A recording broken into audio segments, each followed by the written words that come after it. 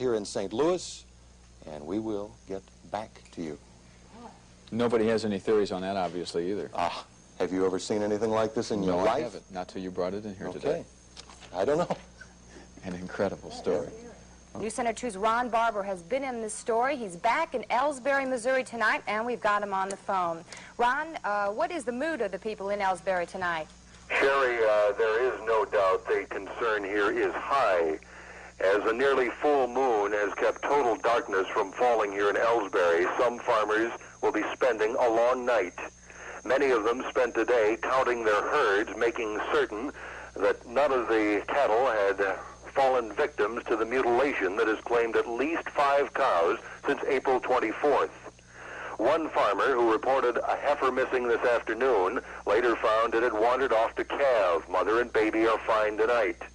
A sizable number of farmers can be heard on their Citizens Band radios at this hour, waiting to see if a repeat performance by the UFOs is in the offing this night.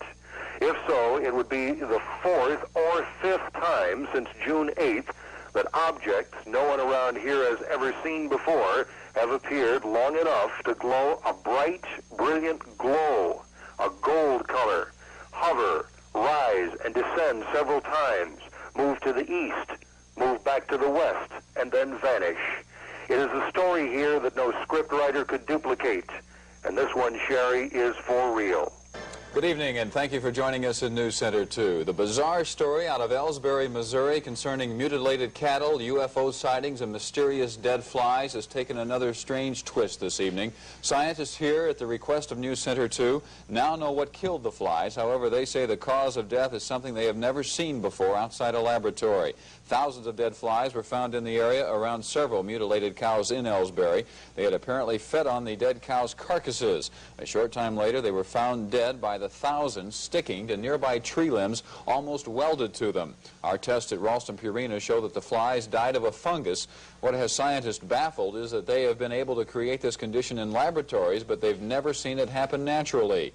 It's still not known if the flies carried the fungus to the cow carcasses or from them. It's still all a mystery. Farmers in Elsberry are counting their herds, but so far no new cases of cattle mutilations have been reported, nor have there been any further sightings of UFOs, which some people feel may be behind the whole bizarre episode. News Center 2's Ron Barber spent the night in Elsberry and says the mood of the people is cautious. Quite a few of the townsfolk of Elsberry, Missouri gathered at the Manford Hammond residence last night and looked towards the sky. They gazed and really didn't even know what they were looking for. Whatever it was, they didn't see anything other than a bright full moon, somewhat obscured by light haze. There were even a couple of semi-professional UFO seekers, fully equipped with highly professional camera gear. But there was nothing more than a pleasant late spring night's get-together with the neighbors. Just the night before, however, Manford Hammond, his family, and others say the sights were very prolific and very strange. And they just hovered over the tree, and then it went right straight down, and then it was down for about 15 minutes, and then it come right back up, and went to the west, and out of sight. And then after a while, we saw it back over here in the east again. It come back up, and come over, and back down in the west and down. Every morning, many Elsberry and area farmers now are making careful head checks on their cattle, in some cases counting them out one by one. In others, keeping their animals very close by. Well, I've moved them right in front of my house so that it is easier to watch them, and it's awful hard to get a good count on cattle regularly. But I've moved them in front of my house where it's close to the house and close to the road, where I think there won't be as much possibility of something happening. The authoritative UFO sightings have been about every second or third night since early June. So they'll be out looking again tonight and counting animals again tomorrow morning. Those people here who have an explanation for the events that have taken place are not all that certain of their theories. Every piece of logic or reasoning seems to have holes in it. What is known for absolute certain is that every dead cow is costing these farmers hundreds, perhaps thousands of dollars. Ron Barber, News Center 2, Elsberry, Missouri. A rural Wentzville farmer has reported what appears to be a cow killing very similar to the recent incidents in Elsberry. News Center 2's Ron Barber reports. Or radiation detectors from Terry Morgan at the St. Louis County Office of Civil Preparedness. It is not a difficult instrument to use. That accomplished, we headed out to the Cleet Parr Farm in rural Wentzville.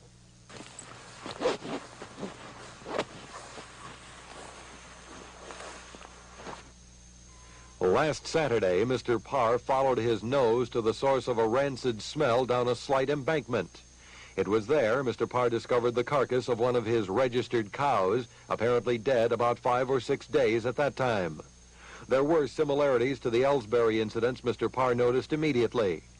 Although you can't see it here, Mr. Parr told me the right ear appeared to have been neatly sliced off. There were at that time hundreds of dead flies stuck to the fence wire near the carcass. When we got there today, a driving rain had washed many of them off, but some were still visible. And now something else Mr. Parr noted that was highly unusual to him. The cow apparently died, from the looks of it, with its legs underneath it. Is that odd? Yes, it is. They usually always turn to their side. But just before they die, even if they're laying upright, before they die, that's the way on what I've seen, they always turn to their side just before they die. I tried the radiation detector close to the carcass and close to the wire with the flies. I thought I heard more activity near the scene than we detected from afar. I double-checked my feelings with John Morris, a friend who had traveled to Wentzville with our camera crew. He felt there was negligible movement on the meter. Mr. Parr told me there have been no signs of buzzards or large predators near the carcass in the nearly 2 weeks since the animal's death. The cow was only about 8 years of age. Normally, animals of this nature live 14 to 15 years. Mr. Parr summed it up to News Center 2 this way. Well, it just seems kind of weird, is about all I can say about it. It seems weird. For Ron Barber, News Center 2, Wentzville. Last night, at least 9 persons saw what they all felt were UFOs in an area west of Elsberry. The objects bobbed, weaved, and maneuvered up and down for a period of 4 hours from 9 p.m. to 1 this morning. We talked to several of the witnesses. Their descriptions did vary considerably, but they all agreed on one point. Never had they seen anything like the objects that they saw last night. It was just fantastic. I'd never seen anything like it, and I don't know, maybe it is starting to make a believer out of me, because I just, I didn't expect to see anything when I came up, and yet I saw these lights moving, and they would move in lines, move along, and possibly have red or green lights. This was just an orange, brilliant light. At one point I did see, well, this is when our group had grown quite a bit, and we had 9 or 10 people there. I think it was around 12 o'clock a.m., and we saw a brilliant light that flashed for 5 to 10 seconds in white, red, green, orange, and it lasted that long, and then it disappeared just as quick. Early this afternoon, the Lincoln County Sheriff's Department received a report of a dead cow in an area virtually exactly where the reported UFOs were sighted. It appeared odd to this reporter when I saw the dead animal surrounded by a complete circle of dirt in an otherwise grassy pasture. But veterinarian Dr. Newberry, who had investigated earlier alleged mutilations, told me the circle was caused by curious cows milling around the dead cow. He felt the dead animal was struck by lightning. Burn marks underneath the skin appeared to verify that conclusion to the layman. Meantime, at least a dozen members of various UFO groups, mostly from St. Louis, trooped up here today to try to sift through what remains of the carcasses and interview the citizens. T-shirts bearing the emblems Elsberry UFO Country are being sold here by the dozens. Despite the fact the cow today appears to have been struck by lightning, the whole feeling in the community may have been summed up by one farmer I overheard talking to a group of other farmers today. He said, quote, "All these dang cows just ain't dropping over and dying." Ron Barber, News Center 2, Elsberry.